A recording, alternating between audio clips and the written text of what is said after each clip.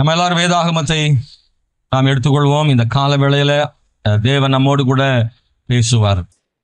நான் நம்புகிறேன் எந்த வசனத்தின் மூலமாகவும் ஆண்டவர் நம்மோடு கூட பேச முடியும். எத்தனை பேர் விசுவாசிக்கிறீங்க? இல்லை, எந்த வசனத்திலிருந்தும் ஆண்டவர் நம்ம கூட பேச முடியும். ஆறுதலான வசனத்திலிருந்து அறிவுறுத்தலும் வர முடியும், அறிவுறுத்துகிற வசனத்திலிருந்து ஆறுதலும் வர முடியும். நான் அப்படி விசுவாசிக்கிறேன். தேவன் எல்லா வசனங்களிலேயும் அவருடைய வழி நடத்துதலை ஆண்டவர் வைத்திருக்கிறார்.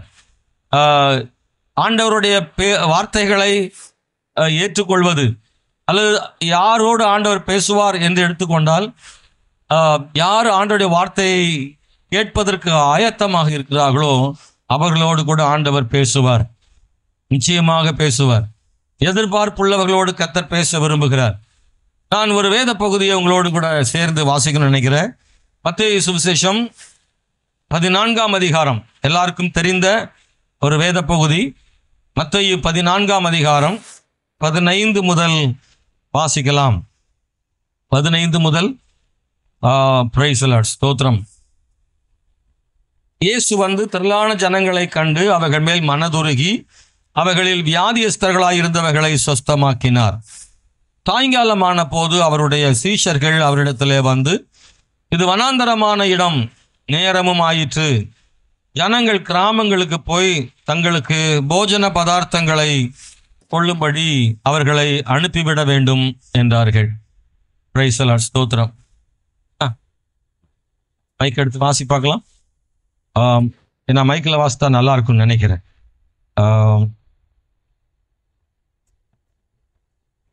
மத்தேயு 14:15 வாசிப்பாங்க. சாயங்காலமான போது அவருடைய சீஷர்கள் அவரிடத்தில் வந்து, இது வனாந்திரமான இடம், நேரமும் ஆயிற்று, ஜனங்களுக்கு கிராமங்களுக்கு போய் தங்களுக்கு போஜன பதார்த்தங்களை கொள்ளும்படி அவர்களை அனுப்பிவிட வேண்டும் என்றார்கள். இயேசு அவர்களை நோக்கி, அவர்கள் போக வேண்டுவதில்லை, நீங்களே அவர்களுக்கு போஜனம் கொடுங்கள் என்றார். அதற்கு அவர்கள், இங்கே எங்களிடத்தில் 5 அப்பமும் 2 மீன்களுமே அல்லாமல் வேறொன்றும் இல்லை என்றார்கள். அவைகளை என்னிடத்தில் கொண்டு வாருங்கள் என்றார். அப்பொழுது அவர் ஜனங்களை புல்லின் மேல் பந்தி இருக்க கட்டளையிட்டு அந்த 5 அப்பங்களையும் அந்த 2 மீன்களையும் எடுத்து வானத்தை அண்ணாந்து பார்த்து ஆசீர்வதித்து அப்பங்களை பிட்டு சீஷர்களிடத்தில் கொடுத்தார். சீஷர்கள் ஜனங்களுக்கு கொடுத்தார்கள். இந்த வசனங்களை நாம் வாசிக்க நாம் கேட்டோம். குறிப்பாக இந்த வசனத்தை நாம் அடிக்கடி பார்த்த ஒரு வேத பகுதி. மத்தேயு, மார்க்கு, லூக்கா, யோவான் போன்ற 4 சுவிசேஷங்கள்லையும் இந்த சம்பவம் இருக்கு. உங்களுக்கு தெரியும், பைபிளில் வந்து எல்லா சம்பவங்களும் எல்லா சுவிசேஷங்களிலும் இல்லை. சில சம்பவங்கள் ஒரே ஒரு சுவிசேஷத்தில் மட்டும் எழுதப்பட்டிருக்கும். சிலது 2ல், சிலது 3ல் இருக்கும். ஆனால் இந்த சம்பவம் 4 சுவிசேஷங்களிலும் எழுதப்பட்டிருக்கு. இது ஒரு பெரிய ஆசீர்வாதமான ஒரு காரியம். காரணம், அதை முக்கியப்படுத்தப்பட்டிருக்கிறது என்று எடுத்துக்கொள்ளலாம். மார்க்கு 6ஆம் அதிகாரத்திலும், லூக்கா 9ஆம் அதிகாரத்திலும், யோவான் 6ஆம் அதிகாரத்திலும் இந்த சம்பவங்களை நாம் வாசிக்கிறோம். இந்த சுவிசேஷகர்கள் ஒவ்வொரு விஷயத்தையும் ஒரே மாதிரி இல்லை. மத்தேயு எழுத தவறினதை மார்க் எழுதியிருக்கிறார், மார்க்கு தவறினதை லூக்கா எழுதியிருக்கிறார், இவங்க எல்லாம் விட்டதை யோவான் எழுதியிருக்கிறார். நீங்கள் 4 பகுதிகளும் படித்து பார்த்தால் சற்று வித்தியாசமாக தெரியலாம். ஆனால் ஒரே சம்பவம் தான். அதை கூர்ந்து படித்தால், எல்லாவற்றையும் இணைத்து படித்தால் நமக்கு அது புரியும். இயேசு கிறிஸ்து மக்களுக்கு வந்து பிரசங்கம் செய்கிறார். நேரம் ஆகிக்கொண்டே போகிறது. சீஷர்கள் வந்து இயேசுவிடத்தில் சொல்லுகிறார்கள், இயேசுவே, இது வனாந்தரமான ஒரு இடம், இங்கே உணவுக்கு கஷ்டம், ஜனங்கள் பசியாக இருக்கிறாங்க, நேரம் ஆயிட்டு, அவர்கள் போய் கடைகளிலே உணவுகளை வாங்கி கொள்ளும்படி அவர்களை அனுப்பிவிடும் என்று சீஷர்கள் அவரிடத்தில் சொல்லுகிறார்கள். இயேசு கிறிஸ்து அவர்களுடைய வார்த்தைகளுக்கு திரும்ப பதில் சொல்லும்போது, அவர்களை அனுப்பிவிட வேண்டாம், நீங்களே அவர்களுக்கு ஆகாரம் கொடுங்கள் என்று சொல்லுகிறார். அவர்கள் ஆகாரம் கொடுக்க வேண்டும் என்றால் அங்கே ஆகாரம் இருக்க வேண்டுமே. இந்த இடத்துல சீஷர்கள் வந்து அதில் மற்றவங்க சொல்லாட்டாலும் யோவான்னு சொல்கிறாரு, பிலிப்பு வந்து சொல்கிற மாதிரி 200 பணங்களுக்கு அப்பங்களை வாங்கி எல்லாருக்கும் கொஞ்சம் கொஞ்சம் கொடுத்தால் கூட கொடுத்து முடியாது அப்படின்னு சொல்றார். இயேசு கிறிஸ்து உங்கள்கிட்ட அப்ப எத்தனை அப்பங்கள் உண்டு பாருங்கள் என்று சொன்னால், அதுலேயும் யோவான் தான் பெயர்களை குறிப்பிடுகிறார். மத்தேயுல பெயர் குறிப்பிடப்படவில்லை. 5 அப்பம் 2 மீனும் இருப்பதாக சொல்லப்படுகிறது. ஆனால் அது யார் கொடுத்தது என்று அங்கே சொல்லப்படலை. ஆனால் யோவான் ரொம்ப தெளிவாக யார் கொடுத்தது, யார் வாங்கியது, யார் இயேசுவிடம் பேசினது என்பதை பெயர்களை குறிப்பிடுகிறார். பாருங்கள், அந்திரேயா போய் மக்களிடத்தில் தேடுகிறான். அங்கே ஒரு சிறு பையனிடத்துல 5 அப்பமும் 2 மீனும் இருக்கிறதை கண்டான். அதை கொண்டு இயேசுவினிடத்திலே கொடுக்கிறான். இயேசு கிறிஸ்து அதை வாங்கி மக்களை பந்தி இருக்க சொன்னார். அவைகளை ஆசீர்வதித்து கொடுத்தார். 12 சீஷர்களும் அந்த அப்பங்களை கொண்டு போய் கொடுக்க, அந்த 5 அப்பமும் 2 மீனும் அவைகள் பெருகினது. அவைகளெல்லாம் மக்களுக்கு கொடுத்த பின்பும் மீதி இருந்தது. அவைகளை எல்லாம் கூட்டி சேர்த்து, அதில் கவனித்தேன் ஒரு வார்த்தை அதில் வந்திருக்கிறது. அதில் ஒன்றும் சேதமாகாத படிக்கு அவைகள் மீதியானதை சேருங்கள் என்று சொன்ன போது 12 கூடைகள் நிறைய அதை சேர்த்தார்கள். அது எல்லாரும் திருப்தியாய் சாப்பிட்டாச்சு. இன்னும் சாப்பிடுவதற்கு இடமில்லை அப்படின்ற அளவுக்கு மீதி அப்பங்களையும் மீன்களையும் சேகரித்தார்கள் என்பதை நாம் அந்த வசனங்களிலே வாசிக்கிறோம். இன்னைக்கு நான் உங்களோடு பகிர்ந்து கொள்ளக்கூடிய விஷயம் என்னன்னா, இந்த செய்தியினுடைய ஒரு தலைப்பு எடுத்துக்கிட்டா, எதிர்பாராத பிரச்சனைகளில் தேவையான 5 விசுவாசம் என்று உங்களோடு பேச விரும்புகிறேன். எதிர்பாராத பிரச்சனைகளில் நமக்கு தேவையான 5 விசுவாசம். இந்த எதிர்பாராத பிரச்சனை அப்படின்னா என்ன அர்த்தம்னா, இங்கே இயேசு கிறிஸ்துவினிடத்துல அந்த சீஷர்கள் சொன்ன போது, நீங்களே அவர்களுக்கு ஆகாரம் கொடுங்கள். இப்ப ஜனங்களுக்கு ஆகாரம் கொடுக்க வேண்டிய அவசியமான ஒரு பிரச்சனை, அவசியமான ஒரு தேவை எங்கே வருகிறது. இந்த பிரச்சனை என்னவென்றால் எதிர்பாராத பிரச்சனை. இப்படி சீஷர்கள் எதிர்பார்க்கல, நீங்களே அவங்களுக்கு சாப்பாடு கொடுங்கன்னு இயேசு சொல்வார்னு அவங்களுக்கு தெரியாது. இது சின்ன விஷயம் இல்லை, ஒரு பெரிய விஷயம். ஏன்னா புருஷர்கள் மாத்திரம் 5000 பேர், அதை தாண்டி பெண்கள் பிள்ளைகள் எல்லாம் சேர்த்து ஒரு 25,000 பேர் என்று கணக்கிடுகிறார்கள். 25,000 பேருக்கு உணவு அளிப்பது என்பது அது சாத்தியமற்றது.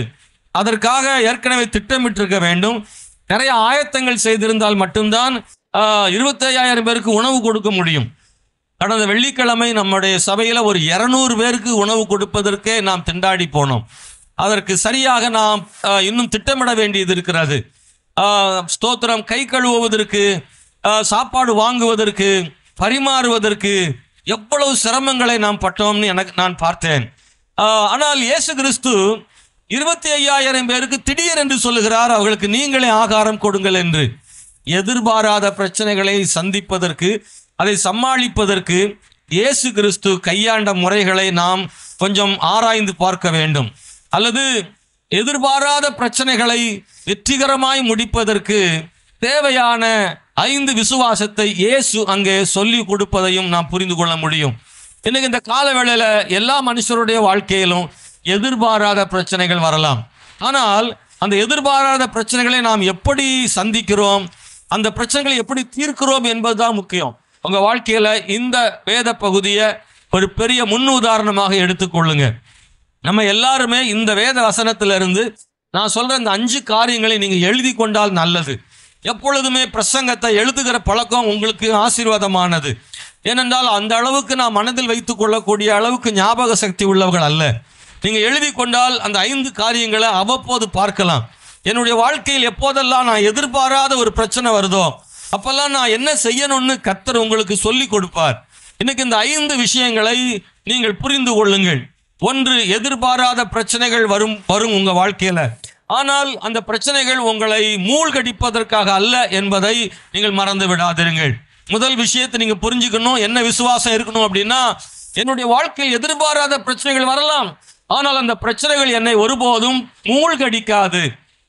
ஆண்டவர் எதிர்பாராத பிரச்சனைகளை ஸ்தோத்திரம் என் வாழ்க்கையில் வரும் பொழுது அதை மூழ்கடிக்க விட மாட்டார். அந்த பிரச்சனைகளில் இருந்து என்னை மறுபடியும் மீட்டெடுப்பார். என் தேவன் அந்த பிரச்சனைகளில் இருந்து அதை நன்மையாக மாற்றுவார் என்று விசுவாசியுங்கள். ஆமென், ஸ்தோத்திரம். ஒருபோதும் எதிர்பாராத பிரச்சனைகளை சந்திக்கிற பொழுது அவர்கள் தேவனை விசுவாசிக்கிறவர்களாக இருந்தால் அந்த விசுவாசமானது அவர்களை அந்த எதிர்பாராத பிரச்சனைகளிலே மூழ்கடிக்காது. அதுல அவங்க மீண்டு வருவாங்க. அந்த பிரச்சனை அவங்களுக்கு நன்மையாக முடியும். பிரச்சனைகளை தேவன் ஆசீர்வாதமாய் மாற்றுவதற்கு அவர் போதுமான தேவனாய் இருக்கிறார். எதிர்பாராத பிரச்சனை என்ன அப்படின்னா, தீசைகள் சொல்றாங்க, ஆண்டவரை அவங்கள அனுப்பிவிடும். பிரச்சனை நேரத்துல மற்றவங்க என்ன நினைக்கிறாங்கன்னா, அந்த பிரச்சனையை முடிக்கிறதுக்கான வேலையை என்ன சொல்றாங்க அப்படின்னா, அவங்கள அனுப்பிவிட்டா பிரச்சனை முடிஞ்சிருன்னு நினைக்கிறாங்க. ஆனா ஆண்டவர் என்ன நினைக்கிறாருன்னா, அனுப்பி விடுவது பிரச்சனைக்கு முடிவல்ல, அவங்களுக்கு ஆகாரம் கொடுப்பதுதான் பிரச்சனைக்கு முடிவுன்னு சொல்றார். நல்லா கவனிங்க. தேவன் பிரச்சனைகளை முழுமையாக தீர்க்கிறவர். மனிதன் அந்த பிரச்சனைகளை சமாளிப்பதற்கான வழிகளை சொல்லுகிறான். ஆண்டவர் பிரச்சனைகளை தீர்ப்பதற்கான வழிகளை சொல்றார். ரெண்டுக்கும் இடையில வித்தியாசம் இருக்கு. தீசைகள் பிரச்சனைகளை சமாளிக்கிறதுக்கு வழி சொல்றாங்க, அறகுறையான தீர்வுக்கு வழி சொல்றாங்க. ஆனா இயேசு கிறிஸ்து தான் பிரச்சனைகளுக்கான முழுமையான தீர்வை சொல்லுகிறவர். உங்க வாழ்க்கையில ஆமென், கர்த்தர் மட்டும்தான் பிரச்சனைக்கான முழுமையான தீர்வை கொடுக்க முடியும். எத்தனை பேர் நம்புறீங்க? ஆண்டவர் பிரச்சனைக்கான சரியான தீர்வை கொடுப்பார், முழுமையான தீர்வை கொடுப்பார். ஆனால் மனிதனுடைய ஆலோசனைகள் பலவும் கூட பிரச்சனைகளை தற்சமயம் சமாளிக்கிறது போல தெரிஞ்சாலும் அது முழுமையாக இந்த பிரச்சனை தீர்ப்பதற்கானது அல்ல. 25,000 பேருக்கும் ஆகாரம் கொடுப்பதற்கு இயேசு சீஷைகள்கிட்ட சொன்ன உடனே சீஷைகள் பிரச்சனை எப்படி தீர்க்க நினைக்கிறாங்கன்னா, அவங்களை அனுப்பிவிடும், நேரம் ஆயிற்று, அவைகள் போய் ஆகாரங்களை பெற்றுக்கொள்ளட்டும் என்று சொல்லுகிறாங்க. 25,000 பேரும் திடீர்னு போனா எந்த கடையில் அவங்க வாங்க முடியும்? பாருங்க, அன்னைக்கு அந்த மாதிரியான கடைகள் இருந்திருக்க கூடுமா? பாருங்க, சின்ன சின்ன கடைகள் தான் இருந்திருக்க கூடும். ஆனால் கொஞ்சம் பேருக்காக ஒரு 10 பேர் ஒரு கடையில் வாங்க முடியும், 20 பேர் வாங்க முடியும், ஒரு 100 பேர் வாங்க முடியும். ஆனால் 25,000 பேரும் அந்த பக்கத்தில் உள்ள பகுதிகளுக்கு போனால் எங்கே ஆகாரம் கிடைக்கும்? பிள்ளைகள், குழந்தைகளோடு பெண்கள் அவர்கள் வனாந்தரத்தில் இருக்கிறார்கள். அவர்கள் பசியின் நேரத்தில் திடீர் என்று அவர்கள் போய் இதெல்லாம் செய்துவிட முடியாது. மக்களை உணவுக்காக அனுப்பி விடுவது சரியான தீர்வாக இருக்காதுன்னு இயேசு கண்டுபிடித்தார். இயேசுதான் சரியான தீர்வை ஆண்டவர் கொடுத்தார். பாருங்க, நீங்களே அவர்களுக்கு ஆகாரம் கொடுங்கள். ஆனா அது எப்படி கொடுக்கன்னு தான் தெரியல. எதிர்பாராத பிரச்சனைகளை தீசைகள் சந்திக்கிறாங்க. ஆமென், ஸ்தோத்திரம். பைபிள்லையும் எதிர்பாராத பிரச்சனைகளை திடீர்னு சந்திச்ச மனிதர்கள் பைபிள்ல படிக்க முடியும். தாவீது கோலியாத்தை சந்தித்த அந்த சம்பவத்தில் தாவீதுக்கு ஒரு எதிர்பாராத பிரச்சனை. நீங்கள் கவனித்தால், அவன் தற்செயலாக ஆகாரம் கொடுப்பதற்காக, உணவு பண்டங்களை கொடுப்பதற்கு அவர் தகப்பனாரை அனுப்பிவிட்டார். அந்த நேரத்தில் தாவீது தற்செயலாக போக நிற்கிறான். அந்த சூழ்நிலையில் தான் கோலியாத் வந்து அங்கே முழக்கமிடுகிறான், இஸ்ரவேலின் தேவனை தூஷிக்கிறான், எனக்கு நேராக சண்டையிட ஒருவனை அனுப்புங்கள் என்று சத்தமிடுகிறான். இதை கேட்ட தாவீது, கர்த்தர் ஒரு முகாந்திரத்தோடு என்னை அனுப்பினார்னு விசுவாசித்தான். இதை விசுவாசிக்கிறவர்களே, தாவீதுக்கு ஏற்பட்ட எதிர்பாராத அந்த பிரச்சனையில் தாவீது அதை எப்படி சமாளித்தான் பாருங்க. அன்பானவர்களே, எதிர்பாராத பிரச்சனையில் தாவீது போன போது அதை பாசிட்டிவாக மாற்றிவிட்டார். அதை பிரச்சனையாக தாவீது பார்க்கல. எதிர்பாராத பிரச்சனையை தாவீது பிரச்சனையாக பார்க்கல, அதை வாய்ப்பாக பார்த்தான். அந்த இடத்துல தான் ஒரு பெரிய சாதிக்கிற வாய்ப்பு அவனுக்கு கிடைத்தது. எதிர்பாராத பிரச்சனை உங்கள் வாழ்க்கையில வரும் பொழுது அது உங்களை சாதிக்கும்படியாக, அதை நன்மையாக மாற்றும்படியாக தேவன் கிருபை செய்வார். விசுவாசித்தால் தேவனுக்கு ஒரு மகிமை செலுத்தி அலையிலே சொல்வோமாக.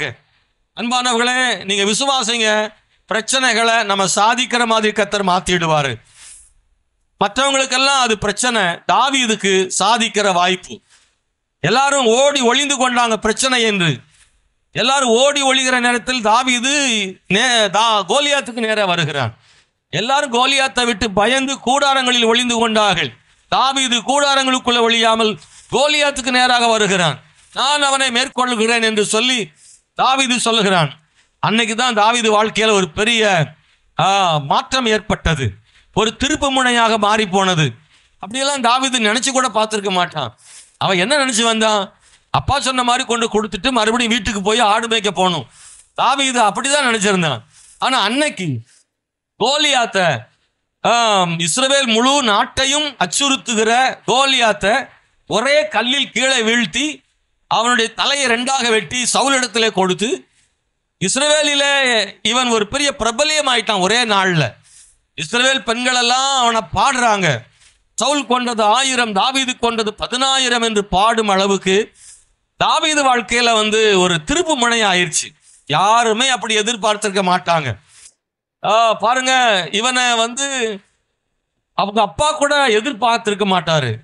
தாவீது நல்லபடியா நான் கொடுத்து விடுறதை கொண்டு போய் கொடுக்க கூட லாய்க்கில்லைன்னு அப்பா நினைச்சாரு. நல்லா கவனிச்சிங்களா? இந்த வேத பகுதியை படிச்சு பார்த்தீங்கன்னா அவங்க அப்பா சொல்றாரு, நான் உனக்கு கொடுத்த இந்த பால் கட்டிகளையும் இந்த வார்கோதுமையும் நீ கொண்டு போய் உங்க அண்ணமாட்ட கொடுத்துட்டு ஒரு அடையாளம் வாங்கிட்டு வான்னு சொல்றாரு. இவன் அவங்க அப்பா நம்பல. ஏன்னா இவன் போற வழியில எங்கேயாவது தூக்கி போட்டுட்டு நான் அண்ணமாட்ட கொடுத்துட்டேன்ட்டு சொல்லிடக்கூடாதுல்ல. நான் வாங்கிக்கிட்டேன்னு அவங்க சொல்றதுக்கு வழியும் இல்லையா? அதனால இவனை கூட நம்பல, இவனை எதிர்பார்க்கல. இதை கொண்டு கொடுத்துட்டு நீ அடையாளம் வாங்கிட்டு வா, அவங்ககிட்ட இருந்து ஏதாவது ஒரு பொருளை வாங்கிட்டு வா, அப்பதான் நம்புவேன்ற அளவுக்கு அப்பாவே அவனை சந்தேகமா அனுப்புறாரு. ஆனா அதே தாவீது ஒரு பால் கட்டிகளை கொடுப்பதற்கு கூட தகுதி இல்லை என்ற இடத்துல தாவீது கோலியாத்தை முறியடித்து இஸ்ரவேலுக்கே வெற்றியை தேடி தந்தான். ஆச்சரியமா இருந்தது இல்ல? அன்பானவர்களே, ஆண்டவரை இன்னும் அதிகமா விசுவாசிங்க, நீங்க அதிகமா ஜெபியுங்க. உங்க வாழ்க்கையில பிரச்சனைகளை, எதிர்பாராத பிரச்சனைகளை சாதிக்கிற மாதிரி பண்ணுவாரு, சாதிக்கிற மாதிரி பண்ணுவாரு. உங்க வாழ்க்கையில வருகிற எதிர்பாராத பிரச்சனைகள் நீங்கள் சாதிப்பதற்கு அது யூஸ் ஆகும். அந்த பிரச்சனை உங்களை வீழ்த்த முடியாதபடி தேவன் செய்வார். நீங்கள் எதிர்பாராமல் சந்தித்த அந்த பிரச்சனை உங்களை வீழ்த்தாமல் நீங்கள் அதை சாதிப்பதற்காக தேவன் பயன்படுத்தி விடுவார் என்பதை மறந்து விடாதிருங்கள். தாவீது மட்டும் இல்ல, யோசேப்பு வாழ்க்கையிலும் அப்படித்தான். எதிர்பாராத பிரச்சனைகளை யோசேப்பு சந்தித்தான். என்ன பிரச்சனை? தாவீதை போல இவனும் அண்ணன்மார்களுக்கு ஆகாரம் கொண்டு போனான். சேம் தான். எப்படி தாவீதோ அப்படி யோசேப்பு அண்ணன்மார்களுக்கு அப்பா கொடுத்து அனுப்பினார், ஆகாரம் கொடுத்துட்டு வான்னு. சின்ன பையன் யோசேப்பு காட்டுக்குள்ள கொண்டு போறான். ஆனால் இவன் சந்தித்தது அண்ணன்மாரு கூப்பிட்டு அவனை அன்பா பேசி அனுப்புவாங்கன்னு நினைச்சான். இல்ல, அவனை குழியில போட்டான், அவனை அடிமையாக விற்று போட்டார்கள். யோசேப்பு இப்படி எதிர்பார்க்கல. இந்த பிரச்சனையை அவனுடைய வாழ்க்கையில எப்படி சந்தித்தான்? கர்த்தரை அவன் சார்ந்திருந்தபடியினாலே அந்த பிரச்சனை அவனை அழிக்காமல் அந்த பிரச்சனை அவனுக்கு சாதிக்கும் ஒரு வாய்ப்பாக அது மாறி போனது. அந்த பிரச்சனை வரலன்னா நீங்க சொல்லுங்க, தாவீதுக்கும் யோசேப்புக்கும் அந்த பிரச்சனை வந்தது நல்லதா கெட்டதா? அவனுக்கு வந்தாங்க, நமக்கு என்ன சார் அப்படின்றீங்களா? ஆமா, அந்த பிரச்சனையை சந்திக்கிற வரைக்கும் அந்த பிரச்சனை கெட்டதுன்னு தான் 2 பேரும் நினைச்சிருக்கலாம். ஆனா பிரச்சனை முடிஞ்ச பிறகுதான் அந்த 2 பேருக்கும் தெரிஞ்சது நல்லவே இந்த பிரச்சனை வந்தது. அதுக்காக பிரச்சனையே வா வா கம் கம்முன்னு கூப்பிட முடியாது. பிரச்சனையை நான் விரும்பல, ஆனா பிரச்சனை வந்தா கவலைப்படாதீங்க, கர்த்தரை விசுவாசிங்க. பிரச்சனைய சாதிக்கும் வாய்ப்பாக கர்த்தர் மாற்ற முடியும். யோசேப்பிட்ட கேட்டா பின்னாடி சொல்லியிருப்பான், நல்ல வேளை எங்க அண்ணன் மாதிரி என்னைய வித்துட்டாங்க, அப்படித்தானே சொல்லியிருப்பான். என்னங்க ஒரு மாதிரி பாக்குறீங்க, கொஞ்சமாவது லேசா மண்டையை மட்டும் ஆட்டுங்க ஆமான்னு. யோசேப்பை கேட்டா அப்படிதான் சொல்லியிருப்பான், நல்ல வேளை எங்க அண்ணன் மாதிரி என்னைய வித்துட்டாங்க, விற்காம இருந்தா என்ன ஆயிருக்கும். அதே ஊர்ல அவனுடைய வயது முதிர்ந்த வயதிலும் கூட அதே ஊர்ல அவன் வாழ்க்கை முடிஞ்சிருக்கும். ஒருவேளை பஞ்சத்துல எல்லாரும் மரித்து போயிருப்பாங்க. ஆனால் யோசேப்பு விற்றதற்காக ஸ்தோத்திரம். யோசேப்பு சொல்லியிருப்பான், என்னை குழியில போட்டதுக்காக ஸ்தோத்திரம், என்னை விலைக்கு விற்றதுக்காக ஸ்தோத்திரம், கர்த்தாவே என் சகோதரர்களுக்கு நன்றி, அங்க விற்று போட்டதுனாலதான் நான் எகிப்துக்கு வந்தேன், அதனாலதான் இந்த ராஜாவின் சிங்காசனத்தில் அமர்ந்தேன், அவன் முழு எகிப்துக்கும் விசாரணைக்காரனாக உயர்த்தப்பட்டேன், அதனாலதான் என்னுடைய குடும்பத்துக்கு ஆகாரம் கொடுக்க முடிந்தது. சில நேரம் பிரச்சனைகளா மட்டும் பார்க்காதீங்க. எப்பவுமே எதிர்பாராத பிரச்சனைகளே பார்க்காதீங்க. நீங்க பிரச்சனையை பார்த்தா பிரச்சனை தான். ஆனா இந்த பிரச்சனைகளை சாதகமாக மாற்ற முடியுமான்னு யோசிங்க. ஆண்டவர்கிட்ட அந்த பிரச்சனைகளை கையில கொடுங்க. பிரச்சனைகளை கண்டு ஓடி ஒழியாதிருங்கள்.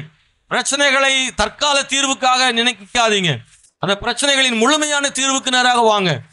தேவன் பிரச்சனைகளை எப்படி சந்திப்பாரோ அப்படி சந்தியுங்கள். நீங்கள் மாம்சத்தில் பிரச்சனைகளை பார்க்காதிருங்கள். விசுவாசத்திலும் ஆவியிலும் நிறைந்து அந்த பிரச்சனைகளை சந்தியுங்கள். பிரச்சனைகளை நன்மையாக தேவன் மாற்றுவார், சாதனையாக மாற்றுவார். சேர்ந்து சொல்லுவோம், பிரச்சனைகளை சாதனையாக தேவன் மாற்றுவார். நீங்க சொன்னீங்கன்னா அது நடக்கும். அல்லேலூயா. நீங்க அறிக்கை இடுங்க, அதை சொல்லுங்க. எதிர்பாராத பிரச்சனைகளை தேவன் சாதனையாக மாற்றுவார். அதில் என்னை சாதிக்க பண்ணுவார். நிறைய விஷயங்கள்ல தேவன் அப்படி செய்திருக்கிறார். அன்பானவர்களே, சவுல் ஒரு கழுதையை தேடி போனவன். கழுதையை தேடி போன சவுலுக்கு ஆண்டவர் அவனுக்கு கொடுத்த பெரிய வெகுமதி ராஜாவாக. எதிர்பாராத பிரச்சனை, கழுதை காணாம போயிட்டு. எதிர்பாராத விதமாக சாமுவேலை சந்திக்கிறார். இதெல்லாம் எனக்கு தேவையா? இப்படி அலைய விட்டாங்களே. பிரச்சனையில் நம்ம சில நேரம் புலம்ப ஆரம்பிச்சிருவோம். புலம்பல் நம்முடைய வாழ்க்கையில் ஆசீர்வாதமா இருக்காது. Price the Lord. அப்படித்தானே நம்ம செய்யறது தானே, அதானே செய்யறோம். பிரச்சனை வந்துட்டு என்ன செய்யறோம்? சொல்ல மாட்டீங்களோ? நிறைய பேருடைய வேலை பிரச்சனை நேரத்தில் புலம்புறது தான். வீட்டில் பிரச்சனை வந்துட்டுனா ஒரே புலம்பல். இந்த மனுஷனோடு, எங்கள் வீட்டில் எங்கள் அம்மா இந்த மனுஷனை பார்த்து கட்டி வச்சுட்டாங்க, எத்தனை ஊர்ல இருந்து மாப்பிள்ளை வந்துச்சுது, என்னை வேண்டான்னு சொல்லி இந்த ஆள்கிட்ட கொடுத்து இவ்வளோ கஷ்டப்படுறானே, பிறந்ததாவது உருப்படியா இருக்கா, நம்மளை உயிர் வாங்குது அப்படின்னு சாம்பாரே புலம்பல் சாம்பார் தான். சாம்பாரே புலம்பல் சாம்பார். பாத்திரம் விளக்குறதும் புலம்பல் பாத்திரம் விளக்குதல் தான். அதனால தான் பாத்திரம் விளக்கும் போது நிறைய பாத்திரம் சப்பி நெளிஞ்சு கிடக்கு. அதுக்கு காரணம் என்னன்னா புலம்பல் பாத்திரம் விளக்குதல் தான். பரிமாறுறதும் புலம்பல் பரிமாறுதல். தின்னு தொலை, பொழப்பு நான் கொட்டி உனக்கு பொங்கி பொங்கி தட்டி என் வாழ்க்கையெல்லாம் சீரழிஞ்சு போச்சு. போ, இந்த குடும்பத்தில் நான் வாக்கப்படுறதுக்கு அமெரிக்காவுக்கு போயிருந்துருக்கலாம், என்னைய போட்டு இந்த மாதிரி பண்ணிட்டாங்களே. ஏராளமானவர் புலம்பி தள்ளுறதுனால தான் வாழ்க்கை இனிக்கலை. பிரச்சனைகளிலே புலம்புகிறவர்கள் பிரச்சனையாகத்தான் பார்க்கிறார்கள். பிரச்சனைகளிலே பாசிட்டிவாக பார்க்குறவங்க, பொறுமையாக இருக்கிறவங்க ஆசீர்வாதங்களை பெற்றுக்கொள்றாங்க. அதை சாதகமாக மாற்றிக்கிறாங்க. தாவீதையும் எடுத்துக்கொள்ளுங்கள், யோசேப்பை எடுத்துக்கொள்ளுங்கள். இவர்கள் புலம்பவில்லை. தாவீது புலம்பவில்லை. எங்க அப்பா என்ன அனுப்பினாருன்னு இப்படி அனுப்பணும், சண்டை நேரத்தில் அனுப்பியிருக்காரு, யுத்த காலத்தில் அனுப்பியிருக்கிறாரு, நான் சின்ன பையனும் தெரிஞ்சு இந்த மாதிரி யுத்த இடத்துக்கு அனுப்பியிருக்கிறாரு, எங்க அப்பாவுக்கு ஏமால் அன்பு இருக்கான்னுலாம் புலம்பல. இப்படி எல்லாம் தன் வாழ்க்கை ஏன் இப்படி நடந்ததுன்னு நினைக்கல. ஏன் எனக்கு இந்த பிரச்சனை நினைக்கல. எதிர்பாராத பிரச்சனைகளை புலம்பலாக மாற்றாமல் அதை சாதிக்கும் ஒரு பெரிய பாக்கியமாக நினையுங்கள். எந்த பிரச்சனைகளையும் கர்த்தர் மாற்ற முடியும். நம்புறோம், கைத்தட்டி கர்த்தரை துதிங்க. சொல்லுங்க, எந்த பிரச்சனையும் கர்த்தர் மாற்ற முடியும். ஓ ஹல்லேலூயா. கர்த்தர் பிரச்சனைகளை சாதனையாக மாற்ற முடியும். அப்படி நினைங்க. உங்க வாழ்க்கையில் வருகிற பலவீனங்கள், உங்க வாழ்க்கையில் ஒரு பிரச்சனைகள், போராட்டங்கள், கண்ணீர்கள், வேதனைகள், இவைகளை வெறும் பிரச்சனையாக பாராதிருங்கள். அதை தேவன் எப்படி மாற்ற முடியும் என்பதை பாருங்கள். ஹல்லேலூயா. அன்பான தேவனுடைய பிள்ளைகளே, ஸ்தோத்திரம். தேவனாகிய ஆண்டவர் நம்மளை பயன்படுத்த முடியும், ஆசீர்வதிக்க முடியும். சில பிரச்சனைகள் சில உறவுகளை கொடுக்கும், சில பிரச்சனைகள் சமாதானத்தை கொடுக்கும், சில பிரச்சனைகள் சில பொருளாதார ஆசீர்வாதங்களை கொடுக்கும், சில பிரச்சனைகள் சில வேலை உயர்வுகளை கொடுக்கும், சில பிரச்சனைகள் பிரச்சனையா தெரியும், ஆனா அது முடிந்த பிறகு பார்த்தீங்கன்னா அது ஒரு பெரிய ஆசீர்வாதத்துக்கு நேரம் கொண்டு போகும். அதுதான் பைபிள் நடந்திருக்கு. அன்பானவர்களே, இது தேவனுடைய திட்டம். பிரச்சனைகளில் சாதித்தவர்கள் எல்லாருமே பிரச்சனை மத்தியிலே சோர்ந்து போகாமல் செயல்பட்டவர்கள். சிலர் பிரச்சனைகளிலே அப்படியே ஒடுங்கி போயிடுறாங்க. போதும் ஆண்டவரே, இந்த பிரச்சனைகள் அப்படியே உட்கார்ந்துடுறாங்க. ஆனா சாதித்தவங்க எல்லாமே பிரச்சனைகளிலே செயல்பட்டவர்கள். உங்க வாழ்க்கையில என்ன போராட்டம் வந்தாலும், என்ன பிரச்சனை வந்தாலும் போதும் நிறுத்திடாதீங்க, செயல்பட்டுட்டே இருங்க. பிரச்சனை முடிஞ்ச பிறகு பார்க்கலாம். சிலர் நினைப்பாங்க, பாஸ்டர் கொஞ்சம் பிரச்சனை இருக்கு, முடியட்டும், அப்புறம் வந்துடுறேன், அப்புறம் நம்ம ஊழியம் செய்யறேன், அப்பொழுது வேலை செய்யலாம், அப்பொழுது இதை செய்யறேன், அதை செய்யறேன். நிறைய நேரங்களில் பிரச்சனைகள் முடியட்டும் என்று காத்திருப்பார்கள். இல்லை, வேதத்தில் நீங்க பார்த்தீங்கன்னா யாரெல்லாம் சாதிச்சாங்களோ அவங்கெல்லாம் பிரச்சனை நடுவிலேயே செயல்பட்டவர்கள். Praise the Lord. பவுல் சொல்றாரு, பலவீனத்தின் மத்தியிலும் கர்த்தருக்காக சாதித்தவர். உங்களை மாதிரி என்ன மாதிரி பவுல் தங்கள் பலவீனங்களிலே சோர்ந்து போய்விடவில்லை. பவுலுடைய பலவீனத்தை நீங்க பைபிள்ல படிக்கிறோம். அதையும் தாண்டி சரித்திர புஸ்தகங்களிலே, வேதாகம சரித்திரங்களிலே பவுலுடைய பலவீனங்களை பற்றி எழுதப்பட்டிருக்கிறதாக சொல்லுகிறார்கள். பவுலுடைய பலவீனம் நமக்கு இருந்தால் நாம் ஒரு அடி கூட எடுத்து வைக்க மாட்டோம். பவுலின் பலவீனத்தில் பார்த்தீங்கன்னா சொல்ல முடியும், என் பலவீனத்தில் அவருடைய பலன் பூர்ணமாக, என்னுடைய பலன் பூர்ணமாக விளங்கும்னு ஆண்டவர் சொன்னார். அவனுடைய ஜெபத்துக்கு பதிலாக அவன் பலவீனமானவன் தான் பவுல். ஆனால் அவனுடைய நிருபங்களை படிச்சீங்கன்னா பலவீனமான மாதிரி தெரியுது. ஹலோ, பவுலுடைய நிருபங்களை படிக்கும்போது அவன் ஒரு பலவீனமான ஆள் மாதிரியே தெரியாது. வைராக்கியமான சவால் விடுகிற செய்தியாக இருக்கும். அவர் பலவீனமானவர்னு எல்லாரும் அவருக்கு பலப்படுத்துற மாதிரிலாம் இல்லை. அவர் பலவீனத்தில் எல்லாரையும் பலப்படுத்துற மாதிரி இருக்கார். அவர் அப்படிதான். அவர் சொல்றாங்க, அவருடைய ஊழியத்திற்காக அவர் அடிச்சதுனால அவர் இப்படி குனிஞ்சுதான் நடக்க முடியுமா, அவரால் நேரம் நடக்க முடியாதான். அவர் மிகவும் குள்ளமான மனிதரும் கூட. ஸ்தோத்திரம், பைபிள் அதை பற்றி எழுதப்பட்டிருக்கிறது. குள்ளமான மனிதரும் கூனி நடக்கிறவருமாக அடி வாங்கி எலும்புகள் எல்லாம் உடைந்து போயிருந்ததாம். ஊழியத்தின் பாடுகளினால் அவர் உடைக்கப்பட்டிருந்தார். அதுபோல கண்களில் இருந்து நீர் வடிந்து கொண்டே இருக்குமா, கண்ணில் நீர் வடிஞ்சிட்டே இருக்குமா, அப்படி ஒரு பலவீனம். சிலர் சொல்றாங்க பவுலுடைய மனைவி அவருக்கு முள்ளா இருந்தாள்னு. அவரை சரியா விடல ஊழியம் செய்வதற்கு. ஏராளமான பலவீனங்களும் ஆதாரமற்ற நிலைகளும் அவருக்கு நிறைய இருந்தாலும் இதுல எதுலையுமே அவர் ஊழியத்துல சமரசம் பண்ணல. இதுல எதுலையுமே செயல்படாம இருந்திரல. பலவீனங்கள் நடுவிலேயும் அவர் சாதித்தார். பலவீனங்கள் மத்தியிலும் பயணம் செய்தார். பலவீனங்கள் மத்தியிலேயும் மூப்பங்களை உருவாக்கினார், சபைகளை உருவாக்கினார், நிருபங்கள் எழுதினார். சிறைச்சாலை சிலருக்கு வாழ்க்கையின் முடிவுக்கானது. சிறையின் அனுபவங்கள் சிலருக்கு அதோடு முடிந்து போன கதை. ஆனால் சிறைச்சாலைகளை கூட அவர் ஒரு நூலகமாக மாற்றிவிட்டார் பவுல். சிறையில் இருந்து எபேசியர், பிலிப்பு போன்ற நிருபங்களை அங்கிருந்து எழுதுகிறார். அன்பான தேவனுடைய பிள்ளைகளே, சிறையில் இருக்கிற மனிதர்களை கேட்டால் சிறையிலே பொதுவாக மனமுடைந்து தற்கொலை செய்கிறவர்கள் உண்டு. சிறைச்சாலைக்குள் போன பிறகு வாழ்க்கை முடிந்ததாக நினைத்து சோர்ந்து போனவர்கள் உண்டு. அங்கேயே பலவீனப்பட்டு சிறையில் மரித்தவர்கள் உண்டு. மன உளைச்சலினாலே சோர்ந்து போனவர்கள் உண்டு. ஆனால் இந்த பவுல் அப்போஸ்தலன் சிறையின் அனுபவங்களை வாழ்க்கையின் முடிவாக எண்ணாமல் சிறையின் அனுபவங்களை பாக்கியமாக நினைத்து, வாய்ப்பாக நினைத்து அங்கிருந்து கடிதங்களை எழுதுகிறார். என்றால் என்ன கடிதம் எழுதுகிறார்? ஐயோ, எனக்கு சிறைக்குள்ளே கஷ்டப்படுகிறேன், வேதனைப்படுகிறேன் என்று எழுதவில்லை. அங்கே சபைக்கு எழுதுகிறார். ஆமென், நீங்கள் கர்த்தருக்குள் எப்பொழுதும் சந்தோஷமாயிருங்கள், சந்தோஷமாயிருங்கள் என்று மறுபடியும் சொல்லுகிறேன். மக்களுக்கு சந்தோஷத்தின் செய்திகளை எழுதுகிறார். தேவையின் செய்திகளை அல்ல, துக்கத்தின் செய்திகளை அல்ல. ஆமென், ஸ்தோத்திரம். ஜனங்களை ஊக்கப்படுத்துகிறார். நான் சிறைக்குள் இருப்பதனாலே நீங்கள் சோர்ந்து போய் விடாதிருங்கள், நீங்கள் கர்த்தரை விட்டு விடாதிருங்கள், நீங்கள் தேவனுக்குள்ளாக பிரகாசிக்க வேண்டும் என்று மற்றவர்களுக்கு சாதிக்கிற ஆறுதலான செய்திகள் எழுதுகிறார். என்றால் பலவீனம் ஒரு மனிதனை அழித்து விட முடியாது. சொல்லுங்க, பலவீனம், எதிர்பாராத பிரச்சனைகள், போராட்டங்கள் ஒரு மனிதனை அழித்து விட முடியாது. அது சாதனையாக, ஆசீர்வாதமாக மாற்றுவதற்கு தேவன் வல்லமை உள்ளவராய் இருக்கிறார். கரங்களை தட்டி கர்த்தரை ஒருமுறை கொண்டு துதிங்க. உங்க வாழ்க்கையிலும் அப்படி செய்ய வல்லமை உள்ளவர். பிரச்சனைகளை ஆசீர்வாதமாக மாற்ற முடியும். அதுக்கு செய்ய வேண்டியது, பிரச்சனை முடிகிற வரைக்கும் நான் ஒன்றும் பண்ண மாட்டேன்னு நினைக்காதீங்க. உங்க வாழ்க்கையில பிரச்சனை இருக்கலாம், போராட்டம் இருக்கலாம், அதன் மத்தியில் நீங்கள் செயல்பட்டுட்டே இருங்க. ஹல்லேலூயா. படுத்துட்டா படுக்க வச்சிரும், அழகவனிங்க. சோர்ந்து போயிட்டா உட்கார்ந்த வச்சிரும், எழும்ப முடியாம ஆயிடும். எவ்வளவு போராட்டம் இருந்தாலும் அதன் மத்தியில் எழும்பி போயிட்டே இருக்கணும். ஆமென், ஹல்லேலூயா, ஸ்தோத்திரம். எனக்கு சுகவீனமான போது நிறைய பேர் சொன்னாங்க, பாஸ்டர் முன்ன மாதிரி இன்னும் என்ன செய்யாதீங்க, பேசாதீங்க, ஓடாதீங்க, நீங்க இனிமே ரெஸ்ட் எடுங்க, ஸ்தோத்திரம், வேற மற்றவங்களை வச்சு செய்யுங்க, வண்டியே ஓட்டாதீங்க. அல்லேலூயா. நான் சில வாரங்கள் தான் வீட்டில் இருந்தேன் நினைக்கிறேன். அப்படி தானே பாசமாக தான் ஞாபகம் இருக்கும். 5 வாரம் மட்டும் ஒரு ஓய்வு எடுத்திருக்கிறேன். அதற்கு பிறகு இப்பவும் பேசுகிறேன். அல்லேலூயா, பிரைஸ் தி லார்ட். கோமலா அந்த மாதிரி தெரியுதா?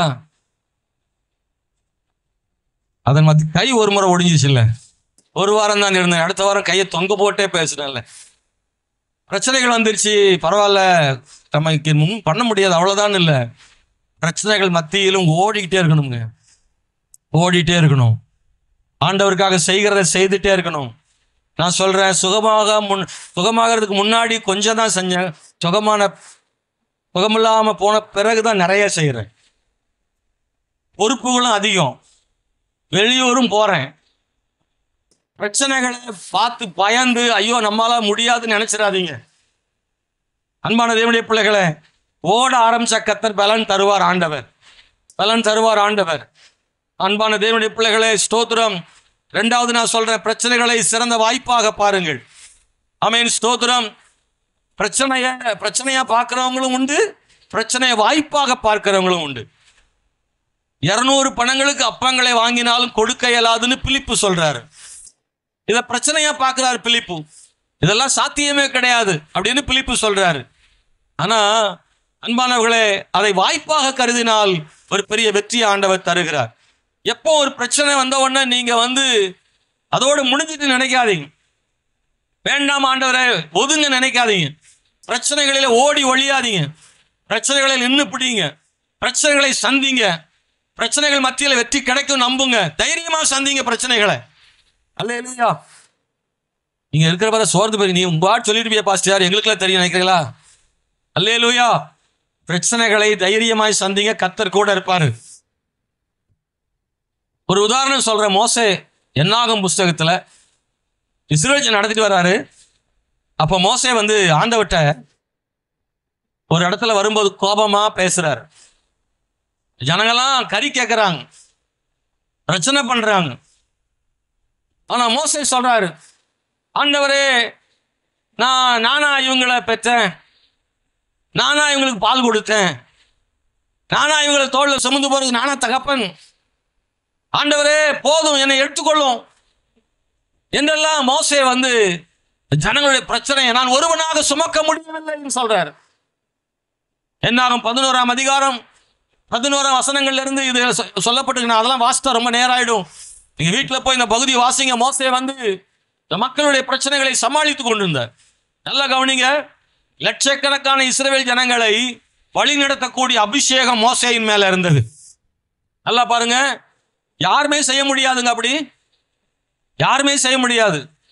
ஒரு 100 பேரை ஒரு ஆளை சமாளிக்க முடியாது. ஒரு 1000 பேரை ஒருத்தர் சமாளிக்க முடியுமா? 1,00,000 பேரை சமாளிக்க முடியுமா? ஒரு ஆளு. லட்சக்கணக்கானவர்கள், 6 லட்சம் புருஷர்களாம். 6 லட்சம்னா பெண்கள் சிறுவர்களும் சேர்த்தா 20 லட்சம் பேர். எவ்வளவு பெரிய ஜனத்தொகையை ஒரு தனி மனிதன் சமாளித்து வனாந்திரத்தில் அவர்கள் நடத்தி கொண்டு வந்திருக்கிறாங்கன்னா மோசே மேல தேவனுடைய விலையேறப்பட்ட அபிஷேகம் இருந்தது. இன்றைக்கு இருக்கிறதான நவீன தொழில்நுட்பம் அன்னைக்கு கிடையாதுங்க. இன்னைக்கு ஒரு மைக் இருக்கு, பேசினா இவ்வளவு பேர் கேட்க முடியும். அல்லது இன்னும் எஃபெக்டா கொடுத்தோம்னா இன்னும் ஆயிரக்கணக்கான மக்களுக்கும் மைக்கில் பேச முடியும். ஆனா அன்னைக்கு ஒரு தனி மனிதன் மோசே லட்சக்கணக்கான மக்களுக்கு செய்திகளை சொல்ல வேண்டியது இருந்தது, பேச வேண்டியது இருந்தது. கர்த்தர் சொல்லுவதை மக்களுக்கும், மக்கள் சொல்வதை கர்த்தருக்கும் சொல்ல வேண்டிய அவசியம் இருந்தது. அதெல்லாம் எப்படி சாத்தியம்? இன்னைக்கு ஒரு டூருக்கு கூட்டு போறதுக்கு ஒரு 50 பேரை 100 பேரை ஒரு 20 பேரை ஒரு பஸ்ல ஒரு வேன்ல கூட்டு போறதுக்கு எவ்வளவு தடுமாறுது. ஒரு வேன் முன்ன போயிருது, ஒரு வேன் பின்ன போயிருது. அவங்க போன் பண்ணி எங்க இருக்கீங்க கேட்கறாங்க. இடம் கண்டுபிடிச்சு 2 பேரும் ஒன்னா சேர்றதுக்கு 1 மணி நேரம் ஆயிருதுங்க. எவ்வளவு ஒரு ஊருக்கு போறதுக்கு ஒரு 100 பேரை கொண்டு போறதுக்கு எவ்வளவு சிரமம் இருக்கு. லட்சக்கணக்கானவர்களை வனாந்திரத்தில் வழிநடத்தி கொண்டு போகுது அவ்வளவு எளிதல்ல. ஆனால் மோசே ஒரு தனி மனிதன் அவ்வளவு மக்களையும் சரியாக வழிநடத்தி கொண்டு போனான் என்றால் அவன் மேல் தேவனுடைய அபிஷேகம் இருந்தது என்று சொல்லலாம் தானே. ஆனால் அவ்வளவு பெரிய அபிஷேகத்தை தேவன் கர்த்தர் தனக்கு கொடுத்திருந்தோம். ஒரு கடத்துல சோர்ந்து போயிட்டு, ஆண்டவரை இந்த பிரச்சனைகளை சமாளிக்க முடியல, போதும் என்னை எடுத்துக்கொள்ளும், என்னால் சுமக்க முடியவில்லை என்று சொல்லிவிட்டான். நல்லா பாருங்க, அங்கேதான் வாழ்க்கையில ஒரு முடிவுக்கு வந்து விட்டது. அதுவரை தனியாக இருந்தவன் அதற்கு பிறகுதான் 70 பேரை ஆண்டவர் தேர்ந்தெடுக்க சொல்றாரு. இந்த வார்த்தையை நான் வசனத்தை படிச்சேன். அதுல எப்படி இருக்குன்னா, மோசே 70 பேரை தேர்ந்தெடு, உன்மேல் இருக்கிற அந்த அபிஷேகத்தை அந்த 70 பேர் மேல என்ன செய்யறேன்னா வைக்கிறேன். உங்களுக்கு புரியுதா நான் சொல்றது? ஒருவன் மேல இருந்து அந்த முழு அபிஷேகம் அவன் சும்மா இருந்தா அவன் மேலே இருந்திருக்கும். அவனே ஈஸியா சூப்பரா நடத்தியிருப்பான்.